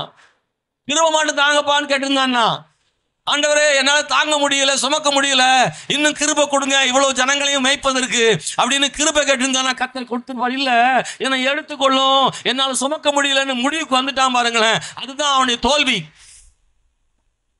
அவனுக்கென்றே கொடுக்கப்பட்ட இந்த முழு அபிஷேகமும் 70 பேருக்கு பிரிச்சு கொடுத்தா என்ன ஆகும் யோசிச்சு பாருங்களேன். அப்போ மோசேகிட்ட என்ன ஆயிடும்? அப்படிதான் சொல்லியிருக்கு. மோசே இருக்கிற அபிஷேகத்தை இல்லாம வேற தனியா 70 பேர் கொடுக்கிறதா பைபிள் சொல்லல. உன்மேல் இருந்த அந்த அபிஷேகத்தை மற்றவங்களுக்கு கொடுக்கும்படி ஆகிவிட்டது. மோசே, நீ சும்மா இருந்திருந்தா உன் மேல இருந்த அபிஷேகம் உன் மேல இருந்திருக்குமே. அந்த அபிஷேகத்தினால நீ கானானுக்கு கூட அவங்களை கொண்டு போயிருப்பாயே. நீ அப்படி சொன்னதுனால நீ கானானுக்கு கூட போக முடியாமல் போய்விட்டது. பிரச்சனைகளிலே பொறுமையாக இருந்தால் தேவன் நம்மை கொண்டே பிரச்சனைகளை தீர்ப்பதற்கான வழியையும் தருவார். பிரச்சனைகளிலே புலம்பி விட்டால், முறுமுறுத்து விட்டால், சோர்ந்து போய்விட்டால், பேச தெரியாமல் பேசிவிட்டால், அந்த பிரச்சனைகளில் நம்முடைய வாழ்க்கையில தாண்டி வர முடியாத அளவுக்கு முடிந்து போய்விடுகிறது. நீங்கள் பிரச்சனைகளிலே மூழ்கி போக மாட்டீர்கள். பிரச்சனைகளை மேற்கொள்வதற்கான பலனை ஆண்டவர் தருவார் என்பதை மறந்து விடாதிருங்கள். மூன்றாவது, உங்களிடத்தில் இருப்பது கொஞ்சமாக இருந்தாலும் சோர்ந்து போகாதிருங்கள். பிரச்சனைகள்ல உங்கள்கிட்ட இருக்கிறது கொஞ்சமா இருக்குன்னு சோர்ந்து போகாதீங்க. நிறைய நேரம் சோர்வுக்கு காரணம் பிரச்சனைகள்ல என்கிட்ட ஒன்றும் இல்லையே, கொஞ்சம் தானே இருக்கு, ஒன்றும் இல்லையே, இன்னொன்று கொஞ்சம் தானே இருக்கு, இதை வச்சு எப்படி நான் சமாளிக்க போறேன், இது என்னுடைய எதிர்காலத்துக்கு போதுமானது இல்லை, என் சம்பளம் ரொம்ப கம்மி, இன்னைக்கு இருக்கிற விலைவாசியில் இந்த சம்பளத்தை வச்சு சமாளிக்க முடியாது. உங்களுடைய குறைவுகளை பற்றி கவலைப்படாதீங்க. உங்கள்கிட்ட என்ன இருக்குதோ அந்த குறைவானதாக நினைக்காதீங்க. அதை கண்டு சோர்ந்து போகாதீங்க. குறைவான விஷயங்கள் உங்களுக்கு தான் குறைவு. ஆண்டவருடைய பார்வையில குறைவு அல்ல. எத்தனை பேர் நம்புறீங்க? உங்களுக்கு தான் 2 மீன், அவருக்கு 2 மீன் கிடையாது. 5 அப்ப 2 மீன். இதை வச்சு என்ன பண்ண முடியும் தான் நினைக்காங்க. இவ்வளவுதான் இருக்கு. நம்ம எல்லாருடைய வாழ்க்கையிலும் நிறைய இருக்குன்னு சொல்ல முடியாது. எல்லார்ட்டையும் ஒரு 10 லட்ச ரூபாய் பேங்க்ல போட்டா வச்சிருக்கீங்க. சிலருக்கு அந்த கடைசி பணமே இருக்காது. மினிமம் பேலன்ஸே சிலருக்கு இருக்காது. கொஞ்சம் தான், இவ்வளவுதான் இருக்கு, இதுதான் இருக்கு, இவ்வளவுதான் ஞானம், இவ்வளவுதான் அனுபவம், இவ்வளவுதான் பணம், இவ்வளவுதான் ஆரோக்கியம், எல்லாம் கொஞ்சமா இருக்கு. இதுதான் நம்முடைய வாழ்க்கையில சோர்வுக்கான காரணம். பல நேரங்கள்ல நம்முடைய சோர்வு காரணம் இந்த கொஞ்சம்ன்றது நம்மளை சோர்வுக்கு ஆக்கிடும்.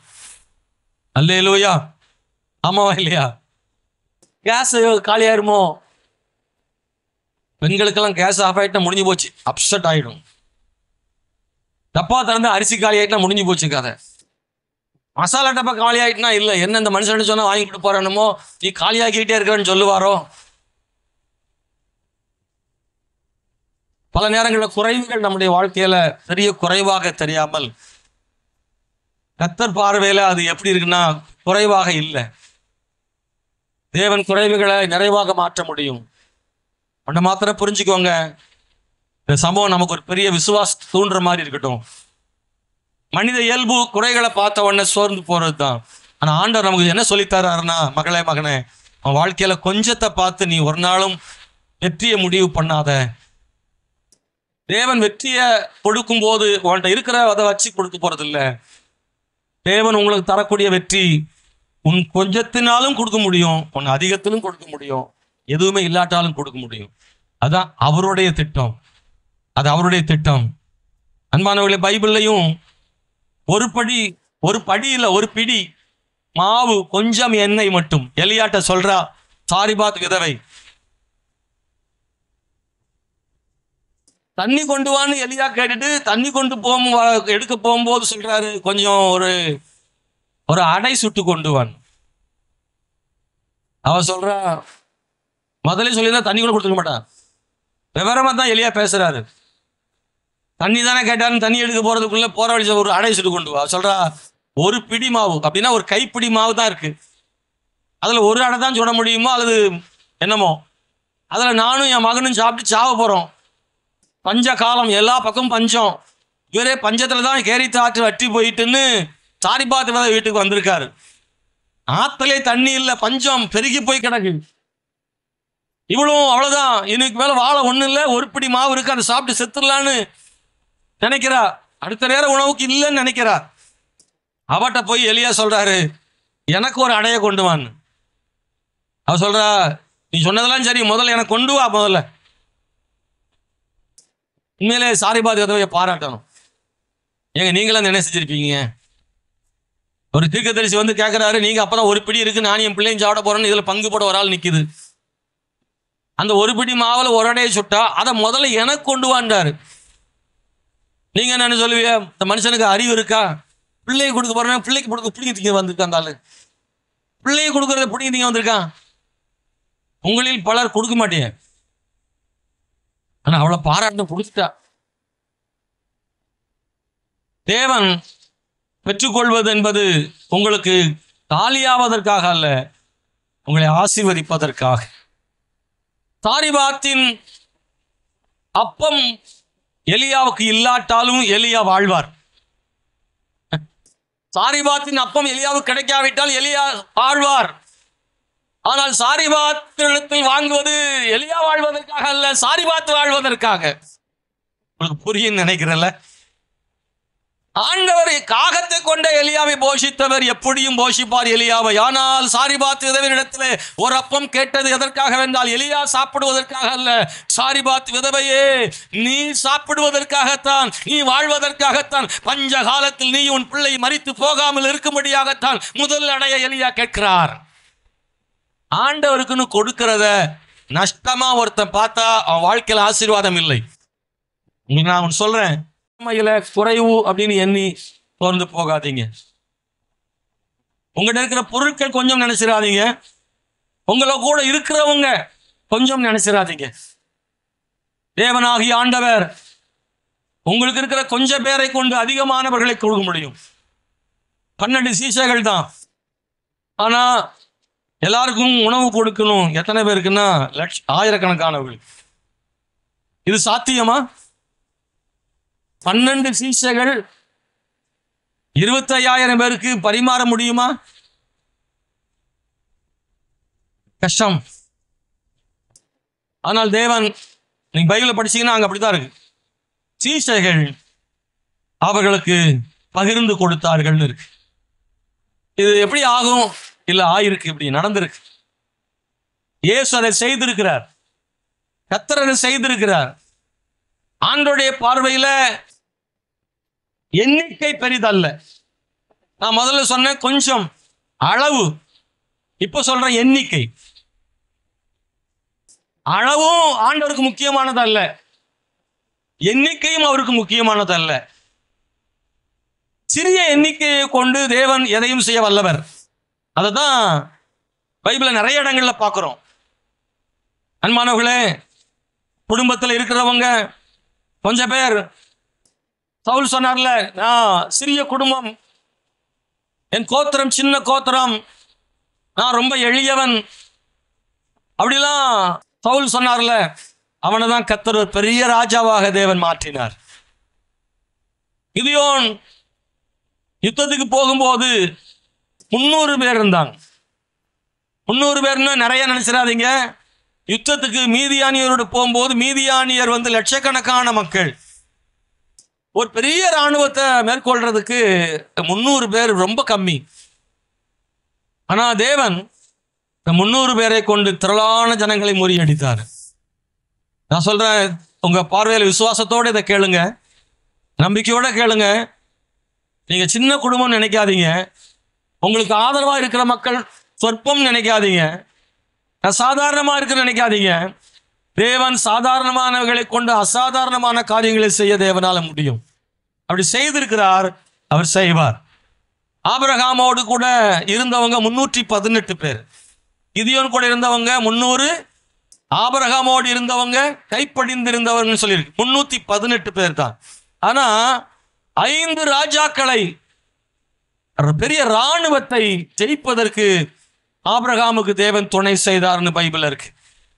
318 பேரை கொண்டு ஒரு பெரிய இராணுவங்களை ஜெயிப்பதற்கு தேவன் கிருபை செய்தார். ராஜாக்களை ஜெயிப்பதற்கு கிருபை செய்தார். சாலேமின் ராஜா தோற்று போனார். ஆனால் இந்த ஆபிரகாம் என்கிற ஒரு சாதாரண குடிமகன் 318 பேரை கொண்டு ஜெயித்து பொருட்களையும் மனிதர்களையும், குறிப்பாக லோத்து குடும்பத்தையும் திருப்பி கொண்டு வந்து ராஜாக்களின் கைகளிலே கொடுத்தார். ராஜா ஆபிரகாமுக்கு நன்றி சொல்லுகிறார். இது எப்படி நடந்தது என்றால், தேவன் எண்ணிக்கையின் தேவன் அல்ல, தேவன் எண்ணிக்கைக்கு அப்பாற்பட்ட தேவன். எண்ணிக்கை இருந்தாலும் அவர் வல்லமையானவர் தான், எண்ணிக்கையை இல்லாட்டாலும் அவர் வல்லமையானவர் தான். இதை நீங்க மறந்துடக்கூடாது. பிரைஸ் தி லார்ட், அல்லேலூயா. சில நேரம் உங்க பக்கத்தில் நிற்க ஆள் இல்லாம இருக்கலாம், உங்க கூட துணைக்கு நிற்க ஆள் இல்லாம இருக்கலாம். ஒரு இடத்துக்கு போகணும்னா 4 பேரை திரட்ட முடியல உங்களால. ஆமென், ஸ்தோத்திரம். சில நேரம் உங்க கூட நிற்கிறது சிலர் அவமானமா நினைக்கலாம், உங்க கூட வருகிறதை குறைவாக நினைக்கலாம். சொந்தக்காரன் கூட உங்க பக்கத்துல வர்றதுக்கு யோசிக்கலாம். ஆதரவான மக்கள் மிக குறைவு. எனக்கு விரோதமா பேசுறவங்க நிறைய பேர் இருக்கிறாங்க.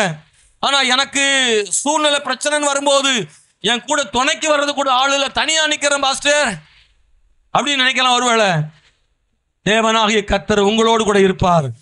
அவர் ஒருவர் மட்டும் உங்களோடு கூட இருந்தால் அவர் ஆயிரங்களுக்கு லட்சங்களுக்கு சமம்.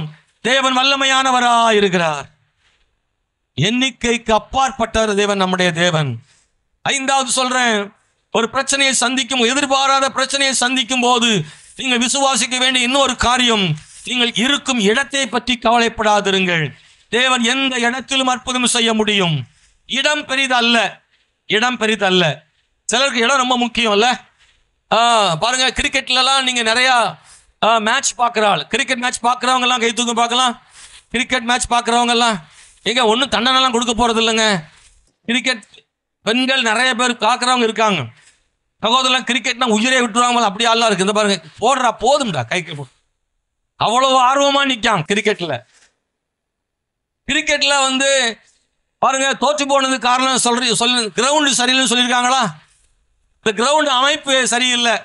அது வந்து பேட்டிங் தான் அந்த அந்த சரியா இருக்கும், பவுலிங்க்கு அந்த அந்த அந்த கிரவுண்டு வந்து சரியா இல்லைன்னு நான் செய்தியில கேள்விப்பட்டிருக்கேன்.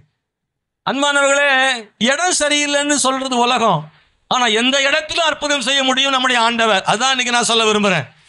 எல்லாரும் சொன்னாங்க, ஆண்டவரே இங்க போய் நடக்குமாப்பா, இது வனாந்தரமான இடம், இது வனாந்தரம், இங்க போய் இதை பண்ண முடியுமா? நீ சொன்ன மாதிரி இருந்தா ஒருவேளை மதுரை சிட்டியா இருக்கலாம், இல்ல சென்னை சிட்டியில சொல்லியிருந்தீங்கன்னா அது நடந்திருக்கலாம், இல்ல எருசலேம்ல சொல்லியிருந்தா கூட கடைகள் கொஞ்சம் அதிகம், அங்க கூட ஏதாவது உடனே ஒரு மாவு பாக்கெட்டை வாங்கி உடனே துவச்சு விட்டுறலாம்.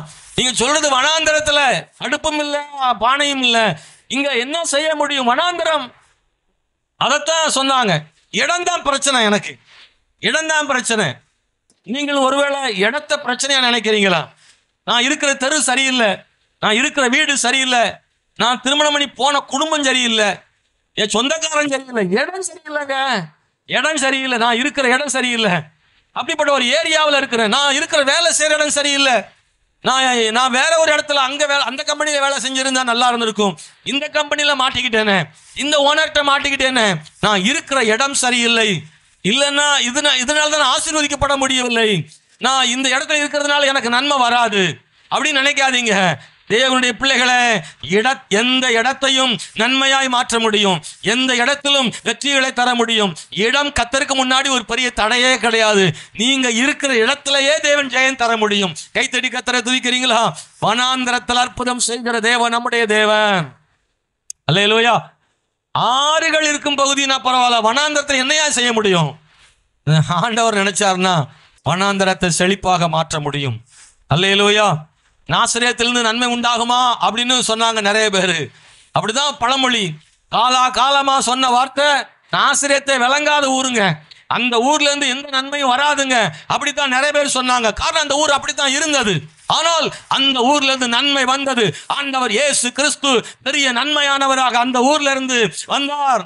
நசரேயனாகிய இயேசு அப்படின்ற பேரை அந்த ஊர்ல இருந்து வந்துச்சு. இயேசு பிறந்த பிறகு அந்த ஊருடைய பழமொழி அழிக்கப்பட்டது. அதுவரை நாசரேத்து நன்மை வருமான்னு கேட்டாங்கல்ல, அதுக்கப்புறம் சொல்லவே மாட்டான். நன்மை வருமா? வந்திருக்குது. அல்லேலூயா. உன் குடும்பம், நீங்க வேலை செய்யற இடத்துல இருந்து நன்மை வருமா? இந்த தெருவில் நன்மை உண்டாகுமா? ஆமென், ஸ்தோத்திரம். உங்கள் சூழ்நிலைகள், உங்களுடைய சொந்த பந்தங்கள், அந்த இடம், எந்த இடத்தை குறைவா நினைக்கிற அந்த இடத்தை ஆண்டவர் மாற்றுவார். ஆண்டவர் நீங்க சொன்ன அந்த வார்த்தைகளை மாற்ற முடியும், பழமொழிகளை மாற்ற முடியும், தேவன் செய்ய முடியும். எந்த வனாந்தரத்துல நடக்காதுன்னு சொன்னாங்களோ சீஷர்கள், அந்த வனாந்தரத்துல தான் கர்த்தர் இஸ்ரவேல் ஜனங்களை 40 வருஷம் நடத்தினாரு. அந்த வனாந்தரத்துல தான் மன்னாவை கொடுத்தாரு, அந்த வனாந்தரத்துல தான் காடைகளை கொடுத்தாரு, அந்த வனாந்தரத்துல தான் தண்ணீரை கொடுத்தார் ஆண்டவர், அந்த வனாந்தரத்துல தான் நடக்க வைத்தார். வனாந்திரத்தில் நடப்பது கஷ்டம். அந்த வனாந்திரத்தை நடக்க வைத்தார். பகலிலே வெயில் தாக்காமலும் இரவிலே குளிர் தாக்காமல் மேகஸ்தம் அக்னி ஸ்தம்பங்களை கொடுத்து ஆண்டவர் அற்புதமாய் நடத்தினார். ஒரு நாள் 2 நாள் அல்ல, 40 ஆண்டு காலம் வனாந்திரத்தில் நடப்பதற்கும் அவர்கள் கானானை சுதந்தரிப்பதற்கு தேவன் கிருபை செய்தார். அன்பானவர்களே, தேவன் அற்புதம் செய்வதற்கு இடம் ஒரு பெரிய தடையாக இருக்காது. எனக்கு இந்த காலையில ஆண்டவர் உங்க கூட பேசியிருப்பாரு. நீங்கள் எதிர்பாராத பிரச்சனைகள்ல சில உங்க மன கற்பனைகள் சிலது இருக்கும். இது இப்படி இருந்தாதான் இப்படி இருக்கும், இப்படி இருந்தாதான் அப்படி இருக்கும்னு நினைச்சிருப்பீங்க. ஒருவேளை கொஞ்சமாவது இருந்திருந்தா நம்ம சமாளிச்சிருக்கலாமே, இப்படி இருந்திருந்தா அப்படி செஞ்சிருக்கலாமேன்னு நீங்க நினைப்பீங்க. ஆண்டவருக்கு இடமோ பொருளோ மனிதர்களோ எண்ணிக்கையோ இவைகளெல்லாம் ஒரு பெரிய பொருட்டல்ல. தேவன் எதையும் செய்ய வல்லவர். இப்பொழுது அன்பானவர்களே, வனாந்தரத்துல கொஞ்சமான அப்பம் மீனையும் கொண்டு தேவன் எல்லாரையும் போஷிக்க காரணம் என்ன? அந்த அப்பமும் மீனும் இயேசு கிறிஸ்துவின் கைக்கு வந்தது. அவருடைய கையில் அதை ஸ்தோத்திரம் பண்ணி விட்டு கொடுத்தார். அற்புதம் நடந்தது. அல்லேலூயா. நம்புங்கள், கர்த்தர் அற்புதம் செய்ய வல்லமை உள்ளவர். ஜெபம் பண்ண போறோம். எழுப்பி நின்று தேவ சமூகத்தில் எல்லாரும் ஜெபிக்க போறோம். அல்லேலூயா. எனக்கு இந்த கால வேளையில உண்மையா ஜெபம் பண்ணுங்க. ஆண்டவர், என் வாழ்க்கையில நான் இப்பொழுது விசுவாசிக்கிறேன். நான் பிரச்சனைகளை பாராமல் அதை சாதிக்கும் கருவியாக பார்க்க விரும்புகிறேன். பிரச்சனை என்ன மூழ்கடிக்காது நம்புறேன். பிரச்சனைகள் என்னை மூழ்கடிக்காது நம்புறேன். பிரச்சனைகளை வாய்ப்பாக பார்க்க விரும்புகிறேன். பிரச்சனைகள் ஆண்டவரை எதிர்பாராத சூழ்நிலையில கொஞ்சமா இருக்குன்னு நினைக்க விரும்பல. அதை கொண்டு கர்த்தர் அற்புதம் செய்ய முடியும் நம்புற ஆண்டவரே. நீங்க எத்தனை பேர் விசுவாசிக்கிறீங்க? விசுவாசத்தான் உண்மையா ஜெபம் பண்ணுங்க. நீ விசுவாசித்தா கர்த்தர் சத்தத்தை வைத்து ஜெபம் பண்ணுங்க. ஆண்டவரே, நீர் அற்புதம் செய்ய வல்லவர்னு சொல்லுங்க. நீர் அற்புதம் செய்ய வல்லமை உள்ளவர்னு சொல்லுங்க. இயேசு கிறிஸ்துவின் நாமத்தினால நீ அற்புதம் செய்ய வல்லவர் ஆண்டவரே. இன்னைக்கு இந்த கால வேளையில் உங்க வாழ்க்கையில தேவன் செய்ய போதுமானவர். ஹல்லேலூயா, ஹல்லேலூயா, ஹல்லேலூயா, ஹல்லேலூயா, ஹல்லேலூயா. இது இருந்தாலாவது பரவாயில்ல, இது இல்லையே அப்படி நினைக்காதீங்க. ஆமென், ஸ்தோத்திரம். தேவன் எதையும் செய்ய வல்லவர்னு சொல்லுங்க. கர்த்தர் எதையும் செய்ய வல்லவர். உங்கள் தடைகள் உடைக்கப்பட முடியும் ஆண்டவராலே.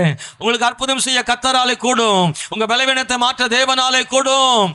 தேவன் பிரச்சனைகளுக்கு பிறகு ஒரு பெரிய வெற்றி தர முடியும். பிரச்சனை முடியட்டும் நினைக்காதீங்க. பிரச்சனை மத்தியிலேயே, உங்க பலவீனத்தின் மத்தியிலே கர்த்தருக்காக சாதிக்க முற்படுங்கள். எழும்பி பிரகாசியுங்கள். ஒளி வந்தது.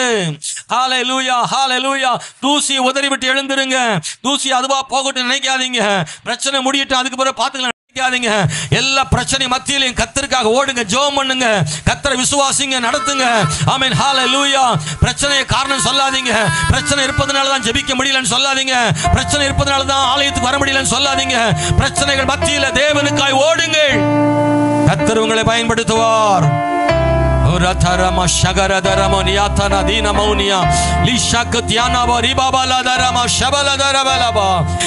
ஆவில் நிரம்பி, ஆண்டவரே, இந்த கால வேளையில தேவனாகி ஆண்டவர் பிரச்சனைகளை உடைக்க முடியும். ஆண்டவரே, நீர் பிரச்சனைகளை உடைக்கிறது மட்டுமல்ல, எங்களை கொண்டே பிரச்சனைகளை தீர்க்க முடியும். ஆண்டவரே,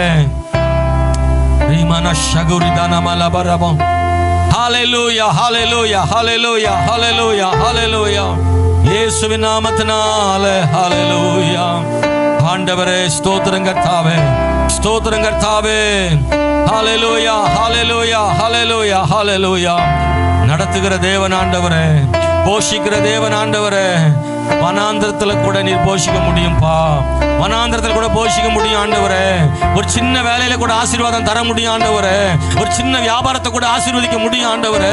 கொஞ்சம் பணத்தை கொண்டு ஆசீர்வதிக்க முடியும் ஆண்டவரே. ஒண்ணுமே இல்லாட்டாலும் ஆண்டவரே எல்லாத்தையும் சமாளிக்க பலன் தருவீர் ஆண்டவரே. இதை வச்சு எப்படி என் பிள்ளையை சமாளிக்க போறேன்? இதை வச்சு என் பிள்ளை எதிர்காலம் எப்படி அமையும்? இதை வச்சு என் பிள்ளைக்கு எப்படி திருமணம் முடிக்க போகிறேன்? இதை கொண்டு எப்படி என் பிள்ளையை படிக்க வைக்க போறேன்? ஓ, கொஞ்சத்தை கொண்டு என்ன செய்ய முடியும்னு கேட்கிற தேவ பிள்ளைய கர்த்தர் உனக்கு ஆசீர்வாதம் தர முடியும். உன் கொஞ்சத்தை வச்சு உன் எதிர்காலத்தை ஆசீர்வதிக்க தேவனால் கூடும். ஹல்லேலூயா, ஹல்லேலூயா. கர்த்தருக்கு மட்டும் உண்மையா இருந்தா போதும் மகளே. கர்த்தருக்கு மாத்திரம் உண்மையா இருங்க, விசுவாசிங்க. கர்த்தருக்கு மாத்திரம் உண்மையா இருங்க, ஜெபம் கூடட்டும். ஹல்லேலூயா. பிரச்சனை நடுவில் நீங்க ஜெபத்தை விட்டதுனால தான் பிரச்சனையை உங்களால சமாளிக்க முடியல. உங்க பலவீனத்தின் மத்தியில ஜெபிக்க மறந்ததுதான் பிரச்சனை. ஹல்லேலூயா. தலைக்கு மேல பிரச்சனை இருந்தாலும் முழங்கால முடக்கி இருங்க. 1000 பேர் உங்களுக்கு எதிர நின்னாலும் கர்த்தருக்கு முன்னாடி நிக்க மறந்துடாதீங்க. எவ்வளவு பிஸியான வேலை, ஓட்டம் சாட்டம் இருக்கலாம். ஆனா பைபிளை திறக்க மறந்துடாதீங்க. கொஞ்சம் எல்லாம் முடியட்டும், சூழ்நிலை சரியாட்டும், எல்லாம் கொஞ்சம் கொஞ்சம் நான் சரியாகட்டும், அதுக்கப்புறமா நான் சரி பண்ணிக்கிறேன், அதுக்கப்புறமா நான் பைபிள் படிச்சுக்கிறேன், அதுக்கப்புறமா ஜெபம் பண்றேன். இல்ல இல்ல, ஓ எவ்வளவு பிரச்சனை இருந்தாலும், எவ்வளவு தேவை இருந்தாலும், எவ்வளவு போராட்டங்கள் இருந்தாலும், நீங்க எதிர்பார்த்தது நடக்காம இருந்தாலும், அதன் மத்தியிலே கர்த்தருக்காக ஓடுங்கள், ஜெபத்தை கூட்டுங்க, ஆலயத்துக்கு ஓடி வாங்க, ஊழியம் செய்யுங்க. நீங்க ஓட ஓட ஓட உங்க கால்கள் மான் கால்களை கர்த்தர் மாற்றி, உங்க கைகளை கர்த்தர் பயன்படுத்தி, ஹalleluya, உங்களை கொண்டு அநேகருக்கு அற்புதம் செய்வார். எனக்கு ஒரு அற்புதம் நடக்காதான்னு கேட்கிற பிள்ளைய, உங்களுக்கும் நடக்கும். உங்களுக்கு மட்டும் இல்ல, உங்க மூலமா மற்றவங்களுக்கு நடக்கும்படி செய்வார் ஆண்டவர். அப்ப நாங்க உங்களை விசுவாசிக்கிறோம், உங்களை விசுவாசிக்கிறோம். கண்களை மூடுங்க, கைகளை உயர்த்துங்க, சொல்லுங்க, ஆண்டவர் விசுவாசிக்கிறேன். சகோதரி, இந்த காலையில ஒருவேளை சோகமா வந்திருக்கீங்களா? இந்த பிரசங்கத்தை கேட்டுட்டு இருக்கும் போது கூட உங்க பிரச்சனை தான் உங்க கண்ணுக்கு முன்னாடி தெரியுதா? எவ்வளவுதான் விசுவாசமான வார்த்தை உங்களுக்கு நேரம் வந்தாலும் உங்க உள்ளத்துல அவிசுவாசம் தான் ஓடிக்கிட்டு இருக்கா? ஏதோ ஒரு பிரச்சனை உங்க குடும்பத்துல, செய்தி கூட ஒழுங்கா கேட்க முடியாத அளவுக்கு அந்த பிரச்சனை நினைச்சு கவலைப்படுறீங்களா? இந்த காலையில கர்த்தர் பேசுறாரு சகோதரனே, சகோதரி, கர்த்தர் உங்க கூட பேசுறாரு. கர்த்தர் உங்களை ஆசீர்வதிக்க முடியும் நம்புறீங்களா? கர்த்தர் உங்களை உயர்த்த முடியும் நம்புறீங்களா? கர்த்தர் சாட்சியா உங்களை வைப்பார் நம்புறீங்களா? வனாந்திரத்துல கூட உங்களை கர்த்தர் போஷிப்பார் நம்புறீங்களா? நீங்க கர்த்தர்ட்ட சொல்லுங்க, அப்பா நான் விசுவாசிக்கிறேன் ஐயா. ஒரே சூழ்நிலை, ஆண்டவர் எந்த சூழ்நிலையிலும் ஆசீர்வதிக்கிற தேவன். ராஜா, உங்களால முடியும் ஆண்டவரே. அத்திமரம் குளிர் விடாமல் போனாலும் கூட கர்த்தர் அற்புதம் செய்ய முடியும் ஆண்டவரே. உலர்ந்து போன எலும்புகளை கூட ஒரு சேனையா மாற்ற முடியும். பட்டு போன ஆரோனின் கோலை துளிர்க்க வைக்க முடியும். செங்கடலை பிளக்க உம்மால் கூடும், எரிகோவை தகர்க்க உம்மால் கூடும், சிறைச்சாலையின் கதவுகளை திறக்க உம்மால் கூடும், வெண்கல கதவுகளை உடைத்து இருப்பு தாழ்பாலை முறித்து அந்த காலத்தின் பொக்கிஷங்களை கூட உம்மால் தர முடியும். நீ நம்புகிறையா? உங்களை நம்புறையா? என் தேவனே, நீ மனிதன் அல்ல, தேவனே முடியாதவர் அல்ல, வானத்தையும் பூமி உண்டாக்கின தேவன் அல்லவா? இயேசுவே, நீ பெரியவர். நாங்க எல்லாரும் எங்களை ஒப்பு கொடுக்கிறோம்ப்பா, ஒப்பு கொடுக்கிறோம்ப்பா, ஒப்பு கொடுக்கிறோம். என்னையும் சேர்த்து எங்களை எல்லாரையும் ஒப்பு கொடுக்கிறோம். உங்க வார்த்தைக்கு முழுமையா கீழ்ப்படுகிறோம். எங்க மேல உடைய கிருபை தாரும். எல்லாரையும் ஆசீர்வதியும். இயேசுவின் நாமத்தில் ஜெபிக்கிறோம் நல்ல பிதாவே, ஆமென். என் ஆத்துமாவே கர்த்தரை ஸ்தோத்திரி, என் முழு உள்ளமே அவர் பரிசுத்த நாமத்தை ஸ்தோத்திரி. என் ஆத்துமாவே கர்த்தரை ஸ்தோத்திரி. கர்த்தர் செய்த சகல உபகாரங்களை மறவாதே. நம்முடைய கர்த்தராகிய இயேசு கிறிஸ்துவினுடைய கிருபையும் பிதாவாகிய தேவனுடைய அன்பும் பரிசுத்தாவினுடைய ஐக்கியம், சிநேகம், சமாதானம், வழிநடத்தலும் நம் அனைவரோடு என்றென்றைக்கும் இருப்பதாக. ஆமென், ஆமென். அல்லேலூயா. எல்லாருக்கும் ஸ்தோத்திரம். கர்த்தர் அனைவரையும் ஆசீர்வதிப்பார்.